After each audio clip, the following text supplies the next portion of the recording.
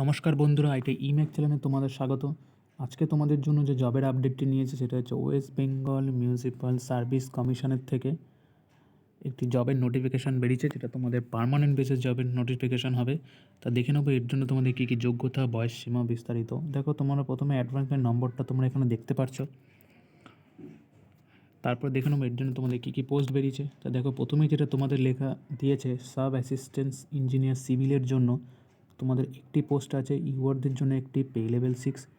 তাহলে এখানে তোমাদের ক্যান্ডিডেটকে ডিপ্লোমা থাকতে হবে যে কোনো সিভিল ইঞ্জিনিয়ার থেকে এবং যে কোনো সরকারি ইনস্টিটিউট থেকে, তাহলে তোমরা অ্যাপ্লাই করতে পারবে। বয়স হতে হবে 24 থেকে 40-এর মধ্যে। তারপর তোমাদের অ্যাকাউন্টেন্টের জন্য একটি পোস্ট আছে ইউআরদের জন্য, পে লেভেল 6।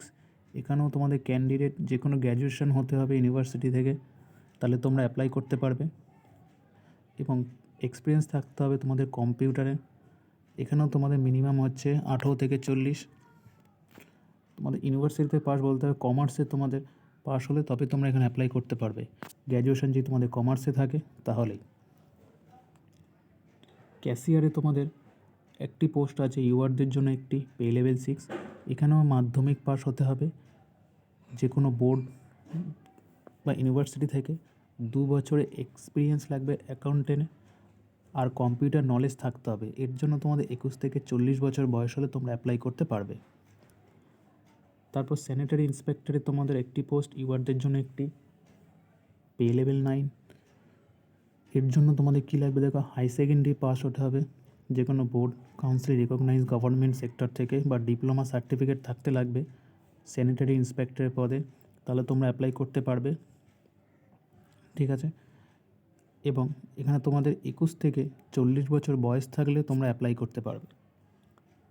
তারপর স্যানিটারি অ্যাসিস্ট্যান্টের পদেও সেম তোমাদের মাধ্যমিক পাস লাগবে, প্লাস তোমাদের স্যানিটারি অ্যাসিস্ট্যান্ট পদের জন্য তোমাদের যদি ট্রেনিং নেওয়া থাকে তাহলে তোমরা অ্যাপ্লাই করতে পারবে। কম্পিউটার নলেজ থাকতে হবে এর জন্য, তাহলে এখানেও 18 থেকে 40 বয়স হলে তোমরা অ্যাপ্লাই করতে পারবে। ক্লার্ক যেটি আছে সেটা তোমরা মাধ্যমিক পাস হলে অ্যাপ্লাই করতে পারবে।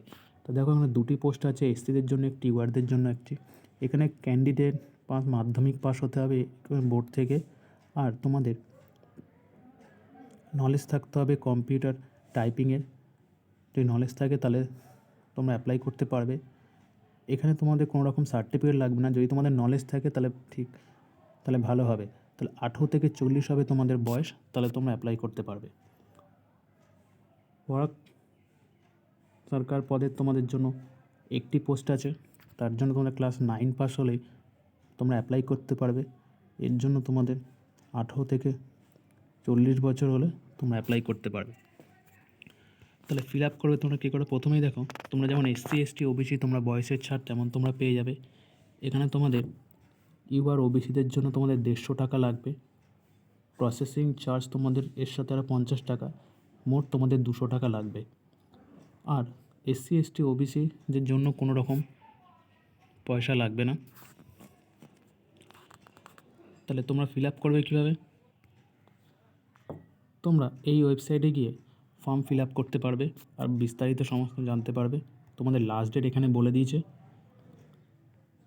তোমাদের 7/2/24 মধ্যে তোমাদের অ্যাপ্লিকেশান বা করে নিতে হবে।